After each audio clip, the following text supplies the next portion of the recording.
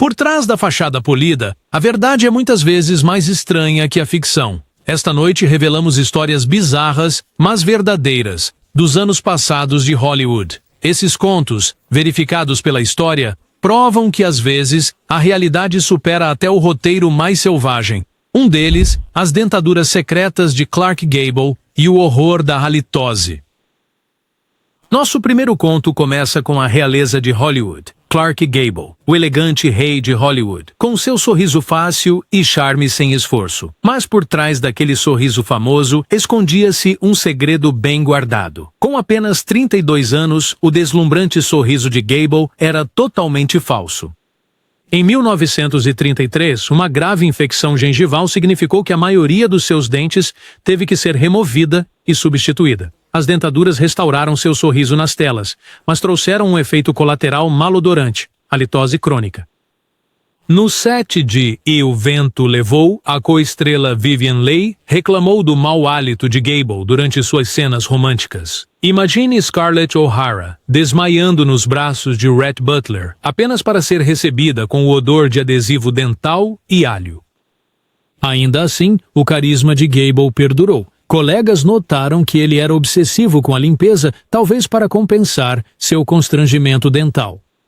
Para o público, ele continuava sendo o galã robusto. As dentaduras eram um segredo de Hollywood, escondidas atrás de um close-up perfeitamente iluminado e um confiante, francamente minha querida. 2. O pesadelo da dieta imposta pelo estúdio de Judy Garland. Em seguida, revelamos a sombria realidade do sistema de estúdios de Hollywood através da história da estrela adolescente Judy Garland. Amada como a inocente Dorothy, em O Mágico de Oz, a vida de jovem Judy no set estava longe de ser mágica.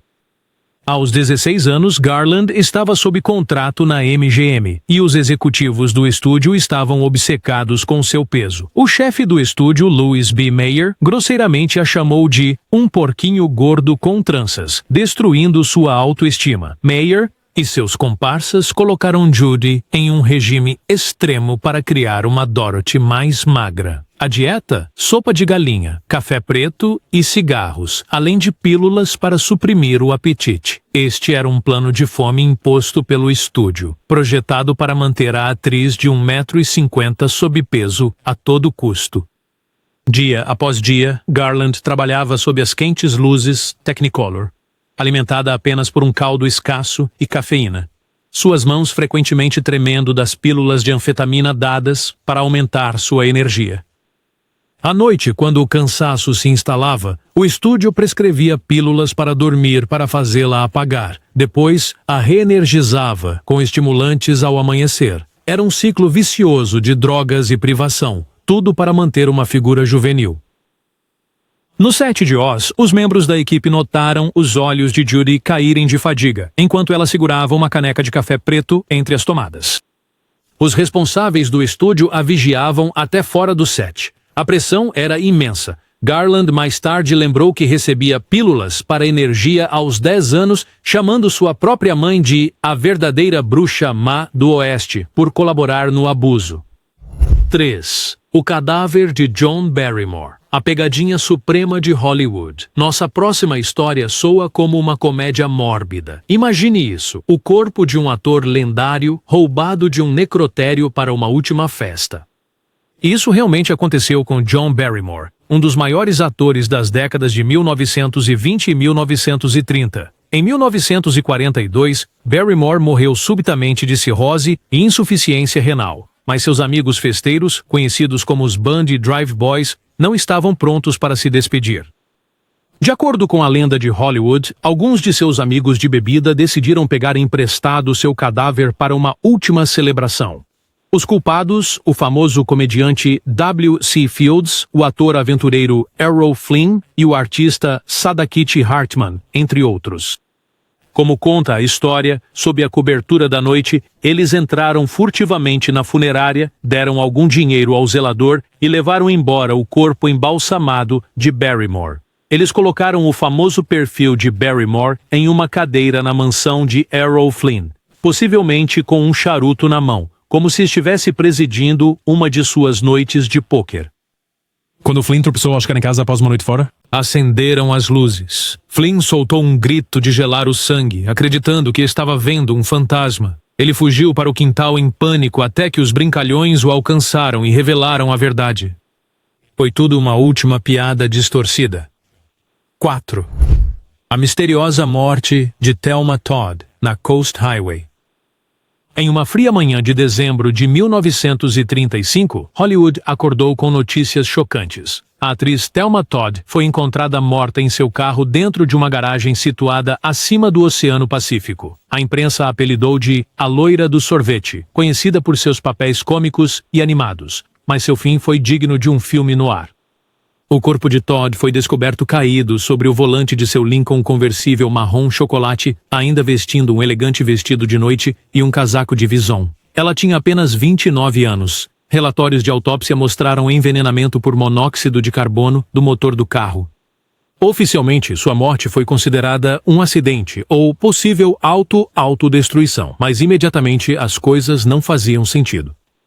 Amigos insistiram que Thelma tinha tudo para viver, e havia detalhes estranhos. Sangue no rosto dela de um possível golpe, e seu sapato de salto alto quebrado como se uma luta tivesse ocorrido.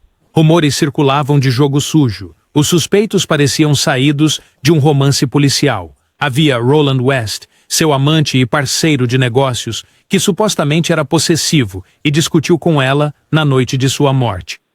Ele supostamente trancou a porta às 2 horas da manhã naquela noite, irritado por ela ter ficado fora até tarde. Anos depois, West supostamente confessou em seu leito de morte que acidentalmente causou a morte de Thelma durante uma discussão. Então, havia o espectro de Lucky Luciano, o infame mafioso. Todd havia rejeitado as exigências de Luciano para usar seu café de sucesso como um cassino. Ele não aceitou bem a recusa.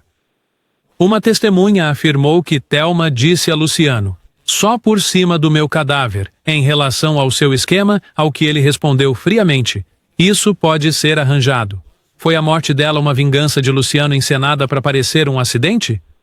Alguns em Hollywood sussurravam que policiais poderosos, pagos pela máfia, ajudaram a encobrir um assassinato.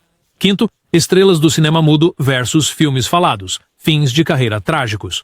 Quando os filmes falados revolucionaram o cinema, no final da década de 1920. Foi um avanço empolgante. Mas, para algumas estrelas do cinema mudo, a inovação foi fatal para suas carreiras, até mesmo para suas vidas. Nossa próxima história não é uma, mas várias, destacando os destinos trágicos de atores da era do cinema mudo, cujas vozes se calaram de mais de uma maneira. Peggy Carl Dane, um comediante nascido na Dinamarca, amado nas comédias mudas dos anos 1920. O público ria de suas travessuras ao lado da estrela John Gilbert. Mas quando o som chegou, o forte sotaque de Dane e sua voz profunda e gutural não se encaixavam na ideia de Hollywood de um protagonista. Os papéis secaram. Em 1930, a MGM o relegou a papéis pequenos com quase nenhuma fala. Depois rescindiu seu contrato. O ex-astro se viu administrando uma barraca de cachorro-quente do lado de fora dos portões do estúdio que ele já havia estrelado. Deprimido e destituído, Carl Dane morreu por suicídio em 1934, com um tiro auto-infligido aos 47 anos. Seu triste fim tornou-se um símbolo de quão cruel a transição para o som podia ser. Então há John Gilbert, uma vez apelidado de o grande amante do silêncio, segundo apenas a Valentino em charme romântico. A voz rica de Gilbert, na verdade, foi bem gravada, mas a política do estúdio arruinou sua carreira no cinema falado. Seus filmes fracassaram, sua vida pessoal em tumulto. Gilbert bebia muito. Em 1936, com apenas 38 anos, ele sofreu um ataque cardíaco fatal. Muitos viram isso como um coração partido. Hollywood havia descartado seu ídolo galã, e ele nunca se recuperou. 6. Os Munchkins da MGM e a devassidão da Vila dos Anões.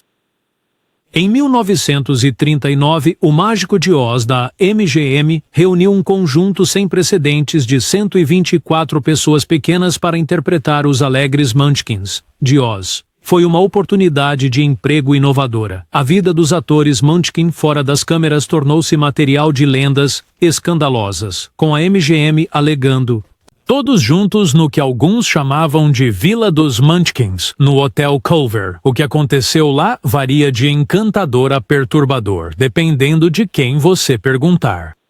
A própria Judy Garland alimentou os rumores em entrevistas posteriores. Ela brincou que os artistas Munchkin eram pequenos bêbados que ficavam embriagados todas as noites e tinham que ser recolhidos todas as manhãs com redes de borboleta.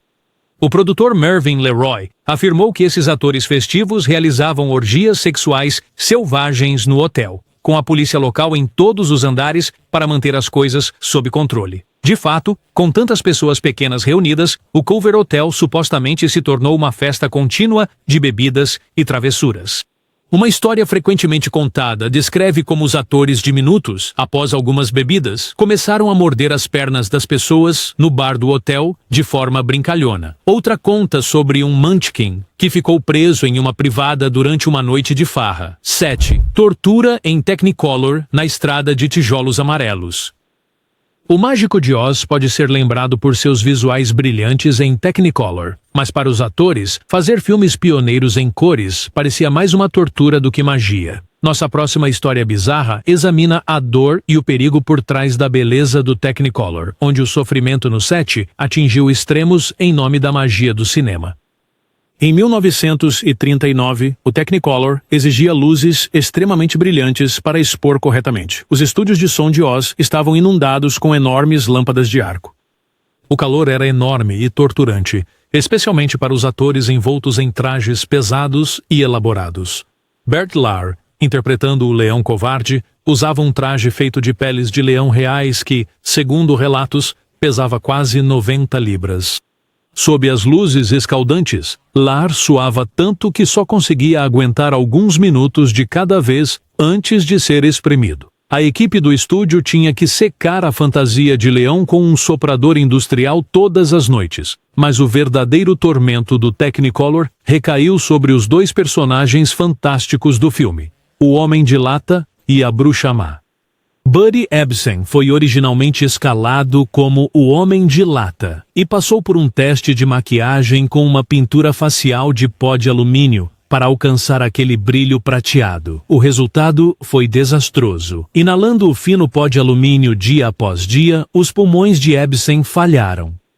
Ele passou 2 semanas se recuperando do que era essencialmente envenenamento por metal, respirando com um tanque de oxigênio. Inacreditavelmente, o estúdio continuou pressionando-o até seu corpo ceder. Ebsen disse mais tarde que estava deitado em uma cama de hospital quando os executivos da MGM friamente o informaram que ele seria substituído. De fato, o ator Jack Haley assumiu o papel de Homem de Lata, e a MGM silenciosamente mudou para uma maquiagem de pasta de alumínio mais segura. Mesmo assim, Haley sofreu uma grave infecção ocular por causa da gosma metálica e perdeu alguns dias de filmagem. Depois havia Margaret Hamilton, a digna atriz que interpretou a Bruxa Má do Oeste. Em uma cena, quando a bruxa desaparece em uma explosão de chamas e fumaça, um erro de tempo transformou o efeito especial em um pesadelo. A porta de alçapão sob Hamilton ficou presa por uma fração de segundo a mais durante uma tomada. Em um instante, ela foi envolvida pelo fogo. Hamilton sofreu queimaduras de 2º grau no rosto e queimaduras de 3º grau excruciantes na mão. A maquiagem verde à base de cobre em sua pele pegou fogo, intensificando as queimaduras. Levando-a rapidamente para fora do set, ela passou 6 semanas no hospital se recuperando. Quando voltou, Hamilton corajosamente terminou suas cenas, mas recusou-se terminantemente a trabalhar com chamas abertas novamente. Para piorar a situação, sua dublê, Betty Danko, foi ferida em uma explosão separada no set. Uma vassoura com fumaça que ela montava explodiu, levando Danko ao hospital com pernas permanentemente marcadas. A produção parecia amaldiçoada por fogo e fumaça. 8. As obsessões de Hitchcock de geladeiras a partes do corpo. Alfred Hitchcock era conhecido por seus suspenses psicológicos na tela, mas algumas de suas peculiaridades, fora da tela, são bizarras. 2 obsessões peculiares de Hitchcock se tornaram lendas de Hollywood. Um envolvendo uma geladeira e outro uma coleção bastante macabra de partes do corpo. Primeiro, a geladeira. Hitchcock tinha um senso de humor perverso, muitas vezes às custas dos outros. infame brincadeira. Ele deu um jantar onde cada prato foi tingido de um azul vividamente perturbador, apenas para desconcertar seus convidados. Mas sua fixação por geladeiras ia além das brincadeiras. No set de Psicose, ele cunhou o termo lógica de geladeira, brincando que se um furo no enredo não for percebido até que o espectador chegue em casa e esteja olhando na geladeira por um lanche, então o filme cumpriu seu papel. No entanto, a história mais estranha relacionada à geladeira foi descoberta na casa da família Hitchcock, nos anos 1970. Alma Reville, a esposa de Hitchcock, mantinha uma cabeça de cera em tamanho real de Alfred na geladeira deles. Existe uma fotografia arrepiante de Alma, posando orgulhosamente ao lado do busto de cera assustadoramente realista de Hitch, aninhado entre as compras. Quer fosse a ideia de Hitchcock de uma piada, ou a maneira de Alma sentir a presença iminente do marido, só se pode imaginar o choque de alguém que, inocentemente, fosse pegar leite e, em vez disso, se deparasse com o sorriso congelado de Hitch. Este bizarro souvenir sugere que a mórbida brincadeira de Hitchcock frequentemente se estendia à sua vida doméstica. Depois, há as supostas coleções de partes do corpo de Hitchcock. Embora ele não colecionasse literalmente restos humanos, certamente colecionava ideias macabras. Os filmes de Hitchcock revelam sua coleção figurativa de imagens de partes do corpo. Mãos decepadas, gravatas sufocantes, olhos espiando. No entanto, um persistente rumor de Hollywood afirmava que Hitchcock guardava algo assustador em sua posse privada. Na realidade, o que ele valorizava eram fotos detalhadas de cenas de crime e livros de patologia forense. Ele era fascinado pelo que faz o público se contorcer. Colegas de trabalho frequentemente comentavam sobre a decoração macabra do escritório de Hitch. Supostamente uma gaveta cheia de orelhas falsas, narizes e outras próteses descartadas de sets de filmagem que ele puxava para assustar os visitantes. Hitchcock também tinha uma pegadinha perturbadora que fazia com novos atores, presenteando-os com uma boneca ou lembrança de uma parte do corpo de seu personagem. Em certo sentido, Hitchcock colecionava partes do corpo. 9. James Dean, morte e a indicação póstuma ao Oscar. A vida de James Dean foi como um meteoro, brilhante, breve e terminando cedo demais. O ícone da rebeldia dos anos 50 fez apenas 3 filmes, mas sua lenda é imensa. Uma nota de rodapé assustadora na história de Dean é como, mesmo na morte, ele alcançou um feito histórico em Hollywood. James Dean se tornou o primeiro ator a receber uma indicação ao Oscar póstumamente. O ano era 1955. Dean, com apenas 24 anos, foi catapultado para a fama com Vidas Amargas. Ele vivia intensamente fora das telas também. Uma paixão por correr com carros velozes combinava com sua intensidade nas telas. No dia 30 de setembro de 1955, o Porsche Spyder prateado de Dean encontrou um destino trágico em uma rodovia da Califórnia. Dean colidiu com outro carro quase de frente. A carcaça retorcida deixou a jovem estrela morta no local. Uma onda de choque em Hollywood. Ainda assim, a história de James Dean não terminou ali. Em fevereiro de 1956, quando as indicações ao Oscar foram anunciadas, o nome de Dean ecoou em uma rara homenagem. Indicado a melhor ator por East of Eden. Nunca antes um ator havia recebido tal reconhecimento após a morte. Era como se Hollywood, cheia de culpa e luto, buscasse homenagear o talento que perdeu. A atuação de Dean como o problemático Cal Trask emocionou tanto o público quanto os críticos. Ele não ganhou naquele ano, mas incrivelmente, um ano depois, foi nomeado pela segunda vez por Giant, seu último filme que ele nunca viveu para ver concluído. 2 filmes, 2 indicações póstumas ao Oscar, é um recorde agridoce que permanece até hoje. A lenda de Dean só cresceu. Os fãs o viam como um belo anjo caído do cinema. Na cerimônia do Oscar de 1957, quando seu nome foi lido entre os indicados, um silêncio caiu. As pessoas ponderaram sobre o que poderia ter sido. 10. A Fazenda Experimental Secreta da MGM. Fato ou ficção? Escondidos atrás do brilho neon de Hollywood e dos portões dos estúdios estão, às vezes, os segredos mais estranhos. Um rumor incomum da Era de Ouro fala de uma fazenda experimental secreta da MGM. Parece uma conspiração selvagem. A Metro-Goldwyn-Mayer cultivando plantações e criando mágica. Há verdade nisso? Durante as décadas de 1930 e 1940, a MGM era uma potência, não apenas em filmes, mas em inovação. De acordo com relatos dispersos, o estúdio mantinha uma instalação tranquila em um rancho nos arredores do condado de Los Angeles. Lá, eles podiam criar e treinar a miríade de animais necessários para seus épicos, desde os leões para o logotipo icônico, até cavalos para faroestes e até mesmo uma colônia de roedores para certas cenas.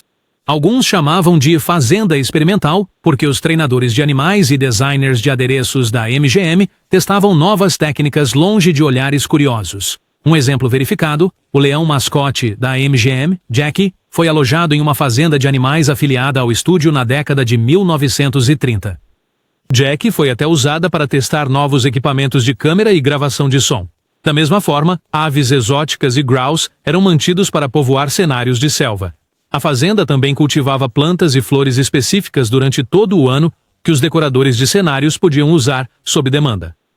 Precisa de folhas de outono em junho? A fazenda da MGM supostamente tinha isso resolvido, experimentando forçar as árvores a mudarem de cor fora de estação.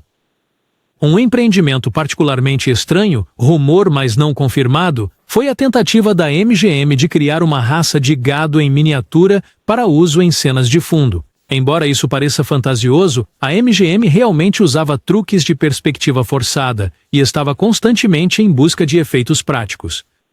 Há relatos anedóticos de algumas vacas pigmeias e cavalos anões sendo criados, embora os registros oficiais sejam escassos. 11. A disputa mortal de Alfalfa Switzer. Por causa de um cachorro de uma fazenda da MGM, voltamos a uma estrela da MGM, embora de tamanho pequeno, que teve um fim bizarro e trágico.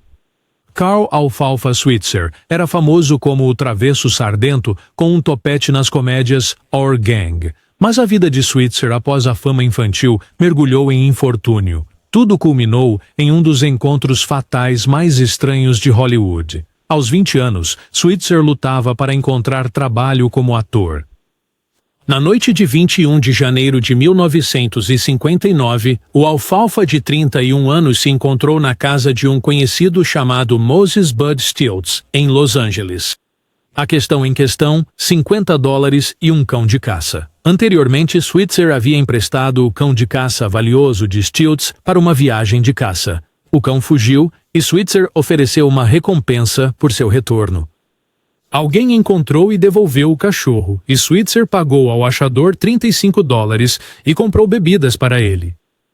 Stilts discordou, alegando que Switzer era responsável por perder o cachorro em primeiro lugar. Naquela noite de inverno, movido por álcool e frustração, Switzer foi confrontar Stilts e cobrar a dívida de $50 pela recompensa e despesas. As versões variam, mas uma discussão se transformou em uma altercação física. Alegadamente, Switzer bateu na porta de Stilts, exigindo pagamento, e uma briga ocorreu dentro. Switzer, um homem baixo mais robusto, supostamente lutou com Stilts, até mesmo batendo nele na cabeça com um objeto pesado. Stilts recuou e pegou um rifle. Neste ponto, uma testemunha mais tarde afirmou que Switzer, talvez blefando, sacou um canivete. Num piscar de olhos, um tiro ecoou. 12. A Maldição de The Misfits, um filme final de Destinos Finais. Em 1961, um filme chamado The Misfits chegou aos cinemas. Um drama sobre cowboys errantes e uma mulher solitária, ambientado nas paisagens empoeiradas de Nevada. Não foi um sucesso de bilheteria, mas desde então ganhou infâmia como um filme amaldiçoado. Por quê? Porque, tragicamente, tornou-se o filme final para suas estrelas lendárias. E quase todos os envolvidos foram tocados pela desgraça. The Misfits foi escrito pelo dramaturgo Arthur Miller como um veículo para sua esposa, Marilyn Monroe. Coestrelou Clark Gable e Montgomery Clift, mas as filmagens foram problemáticas. O casamento de Monroe com Miller estava se desintegrando durante as filmagens. Ela lutava contra o abuso de substâncias e turbulências emocionais, atrasando a produção com hospitalizações. Monty Clift, ele próprio lutando contra o alcoolismo e a dor de um acidente de carro desfigurante anos antes, estava frágil. Clark Gable, o rei envelhecido, estava determinado a truques para provar que ainda tinha habilidade. Dias após completar a filmagem exaustiva, Clark Gable sofreu um ataque cardíaco massivo. Alguns culparam uma cena particularmente extenuante de Gable sendo arrastado por um cavalo selvagem. Outros, o estresse de trabalhar com a agenda errática de Monroe. Gable, que havia dito famosamente que Marilyn quase me deu um ataque cardíaco com seus atrasos, de fato, desabou. Ele morreu em 16 de novembro de 1960, nem 2 semanas após o término das filmagens. A imprensa lamentou o próprio Rhett Butler, talvez derrubado pelo trabalho implacável em locações de Os Desajustados. Sua viúva deu à luz seu filho apenas alguns meses depois, um desfecho agridoce. Marilyn Monroe nunca completou outro filme. Em agosto de 1962, um ano após o lançamento de The Misfits, Monroe morreu de overdose em circunstâncias misteriosas e duradouras. Ela tinha apenas 36 anos. Nos seus momentos finais na tela em Os Desajustados, a personagem de Marilyn triunfa sobre a tristeza e encontra um vislumbre de esperança. Fora da tela, Marilyn não conseguiu escapar de seus demônios. 13. Howard Hughes, magnata excêntrico de Hollywood. Nenhuma compilação de contos bizarros de Hollywood estaria completa sem Howard Hughes, o cineasta bilionário e aviador cujas excentricidades se tornaram lendárias. Hughes não era apenas um produtor de Hollywood. Nos anos 1940, Hughes era um magnata charmoso, conhecido por namorar estrelas de cinema e quebrar recordes de aviação. Ele produziu filmes de grande orçamento como Hell's Angels e The Outlaw. Mas mesmo nesses anos, rachaduras apareceram em sua persona convencional. Por exemplo, durante as filmagens de The Outlaw, Hughes ficou obcecado com o busto da atriz Jane Russell. O sutiã foi projetado como uma ponte suspensa, tudo em nome do que ele considerava a figura perfeita na tela. Russell mais tarde disse que nunca usou, de fato, a engenhoca desconfortável de Hughes, mas o fato de que um chefe de estúdio iria a tais extremos revela o foco peculiar e intenso de Hughes em minúcias. À medida que os anos passaram, as excentricidades de Hughes se transformaram em transtorno obsessivo-compulsivo completo. Em 1947, no auge de seu poder em Hollywood, Hughes trancou-se em uma sala de projeção escura por 4 meses seguidos. Ele sentava-se nu em uma cadeira de couro, assistindo filmes sem parar em um loop contínuo. Ele se alimentava de barras de chocolate e leite, mas tinha tanto medo de germes que emitia memorandos exigindo que ninguém olhasse para ele ou falasse com ele. Ele aliviava-se em garrafas vazias em vez de usar um banheiro contaminado. Quando saiu, desgrenhado e esquelético, ele havia enchido fileiras de potes com sua urina. Hughes também começou a usar caixas de lenços nos pés como chinelos improvisados, livres de germes nos anos posteriores. 14. A misteriosa morte do Superman George Reeves. Ele era o homem de aço na tela. George Reeves, o Superman da televisão, nos anos 1950, saltando edifícios altos de um único salto. Mas na vida real, Reeves teve um fim tão enigmático quanto qualquer mistério de quadrinhos. Em junho de 1959, George Reeves morreu de um ferimento de bala na cabeça em sua casa em Hollywood Hills. A decisão oficial foi suicídio, mas mesmo décadas depois, sussurros persistem de que Superman pode ter sido vítima de um crime. Reeves foi encontrado nu em sua cama com uma pistola Luger ao seu lado. Presentes na casa naquela fatídica madrugada estavam sua noiva, Leonore Lemon, e alguns convidados que estavam festejando no andar de baixo. Os convidados disseram à polícia que Leonore estava com George no quarto momentos antes do tiro, e que ela desceu depois, perturbada, murmurando: "Diga a eles que eu estava aqui embaixo." Vários detalhes intrigantes surgiram. A arma que matou Reeves não tinha impressões digitais, e inicialmente foi relatado que não foram encontradas marcas de pólvora em Reeves. Além disso, 2 buracos de bala adicionais foram encontrados no chão. Esses fatores não foram totalmente explicados pela investigação apressada. A polícia rapidamente classificou como uma ferida auto-infligida. De fato, Reeves estava supostamente deprimido por ser rotulado como Superman e lutando para encontrar novos trabalhos, mas insiders de Hollywood apontam: Teoria envolvendo o envolvimento de Reeves com Toni Mannix, a esposa do poderoso executivo da MGM, Ed Mannix. Toni e George tinham um caso de longa data. Ela até comprou para ele a própria casa em que ele morreu. George terminou para ficar com Leonor, e dizem que Toni ficou de coração partido. Uma teoria sugere que Ed Mannix organizou um atentado contra Reeves em retaliação, ou para vingar a honra de Toni, encenando como um suicídio. É pura especulação, mas ganhou força porque Ed Mannix foi implicado em encobrir muitos escândalos de Hollywood. Notavelmente, Toni Mannix supostamente confessou no final da vida. Um amigo afirmou que uma Toni senil admitiu que ela e Ed estavam por trás da morte de Reeves, mas essa anedota permanece como boato não verificado. 15. Peg Entwistle, o suicídio do letreiro de Hollywood. No alto de Hollywood, nas colinas onde sonhos e desespero se chocam, está o famoso letreiro de Hollywood. Em setembro de 1932, aquele letreiro tornou-se o local de uma das tragédias mais pungentes de Hollywood, a morte da atriz Peg Entwistle, que saltou da imponente letra H em um aparente suicídio. Sua história perdura como um conto de advertência sobre sonhos destruídos na Tinseltown. Peg Entwistle era uma atriz da Broadway de 24 anos que veio para o Oeste em busca de estrelato no cinema. Ela tinha talento e beleza, mas após alguns papéis não creditados em filmes, suas perspectivas em Hollywood pareciam sombrias. Durante a Grande Depressão, os estúdios estavam cortando contratos, e Peg sentiu a dor da rejeição. Em um momento fatídico de desespero, Peg subiu a trilha íngreme do Monte Lee até o letreiro de Hollywoodland na noite de 16 de setembro de 1932. Ela subiu uma escada de operário até o topo da letra H de 50 pés, e enquanto as luzes da cidade brilhavam abaixo, ela pulou. No dia seguinte, uma mulher que fazia trilha encontrou um único sapato e uma jaqueta abaixo do letreiro, e então o corpo de uma jovem entre os arbustos. A polícia também encontrou uma bolsa contendo uma nota de suicídio comovente. Tenho medo de ser uma covarde. Sinto muito por tudo. Se eu tivesse feito isso há muito tempo, teria poupado muita dor, dizia a nota. Por 2 dias, a identidade da garota do letreiro de Hollywood foi um mistério estampado nos jornais. Finalmente, o tio angustiado de Peg viu as reportagens e confirmou que a falecida era sua sobrinha.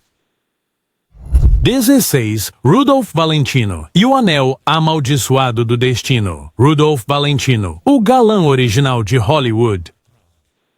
Sua morte prematura em 1926, aos 31 anos, causou histeria em massa. Milhares de fãs se revoltaram em seu funeral em Nova York, e alguns supostamente até se mataram em desespero. Mas entre as muitas lendas de Valentino, uma se destaca por seu bizarro sabor oculto. A história do Anel Amaldiçoado de Valentino. A história conta que por volta de 1920, Valentino entrou em uma joalheria em São Francisco e ficou encantado com um grande anel de sinete antigo com uma pedra de olho de tigre. O joalheiro supostamente o avisou que o anel carregava uma maldição. Valentino, talvez intrigado pelo misticismo, comprou o mesmo assim. Ele começou a usar o anel durante as filmagens de The Young Raja. Esse filme foi um fracasso terrível. Amigos sussurravam que a maldição do anel já havia começado. Avançando para 1926, Valentino adoece repentinamente e morre de peritonite. Os fãs ficam inconsoláveis, e a lenda do anel amaldiçoado realmente ganha força. A atriz Paula Negri, amante de Valentino, escolhe o anel com olho de tigre entre os pertences dele como lembrança. Negri, ela mesma, logo adoece gravemente. Ela se recuperou, mas acreditava tanto na maldição do anel que eventualmente o passou adiante. Negri presenteou o anel a um jovem cantor e ator chamado Russ Columbo, que alguns chamavam de próximo Valentino devido à sua semelhança. Assustadoramente, não muito tempo depois, Columbo morreu em um acidente estranho. O anel de Valentino reivindicou sua próxima vida, segundo a lenda. O melhor amigo de Columbo, o artista Joe Casino, herdou o anel. Joe, talvez cauteloso, não o usou por anos, mas eventualmente usou e dentro de uma semana, caminhão enquanto atravessava a rua em 1938. Agora, o anel foi para o irmão de Joe, Del Casino. Não muito tempo depois, um ladrão invadiu a casa de Del e roubou o anel. Enquanto o ladrão fugia, ele foi baleado pela polícia. O anel foi recuperado e acabou em um cofre de banco para segurança. Algum tempo depois, um produtor fazendo um filme sobre Valentino achou que seria um ótimo golpe publicitário ter o ator interpretando Valentino usando o verdadeiro anel de Valentino.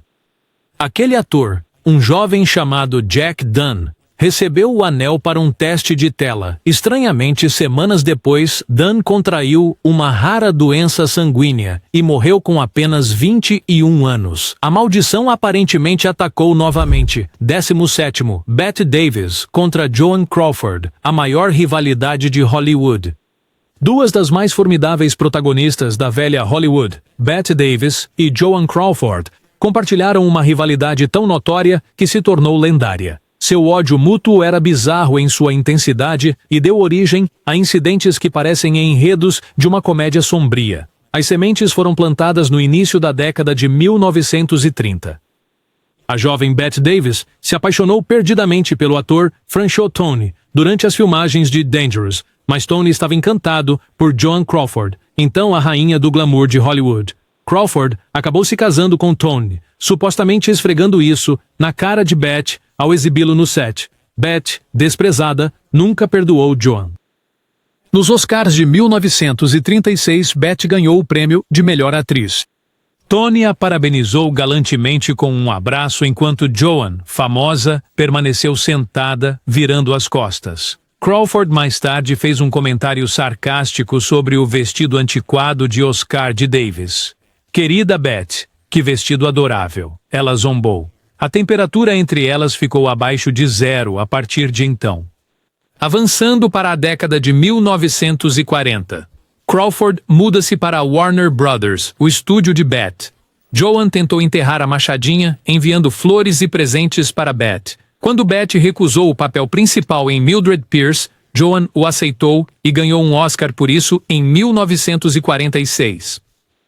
Bette, com seu humor ácido, deu de ombros e disse: "Senhorita Crawford é uma estrela, eu sou uma atriz", insinuando que Joan era só glamour, sem talento. O público adorava as suas trocas de farpas na imprensa. A rivalidade atingiu o clímax em 1962, quando ambas coestrelaram no thriller psicológico O que Terá Acontecido a Baby Jane. Essa escolha de elenco foi uma jogada de Hollywood. Colocar duas arqui-inimigas juntas e esperar que faíscas voassem. O set tornou-se um campo de batalha. Crawford, viúva do CEO da Pepsi, mandou instalar uma máquina de Pepsi-Cola no set.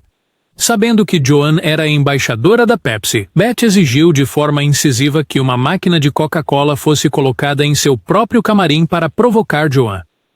Em uma cena, Jane tem que agredir a imobilizada Blanche. Joan, temendo a verdadeira ira de Bette, insistiu em uma dublê para as tomadas amplas, mas para um close-up, Joan mesma teve que estar no chão. Com certeza, Bette chutou Joan na cabeça com força. Joan gritou de dor. Mais tarde, ela afirmou que precisava de pontos, enquanto Bette disse despreocupadamente que qualquer ferimento foi acidental e que mal a tocou.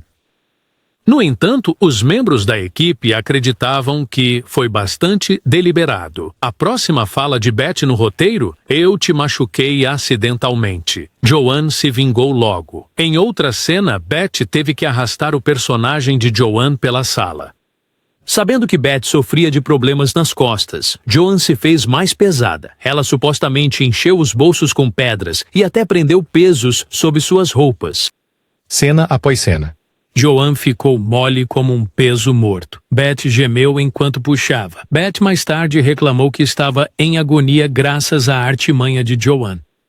18. A lenda urbana do Munchkin enforcado. Nossa história final é uma das lendas urbanas mais persistentes de Hollywood. Durante décadas, espectadores juraram que em uma cena, ao fundo da Floresta Encantada, é possível ver um ator Munchkin pendurado em uma árvore.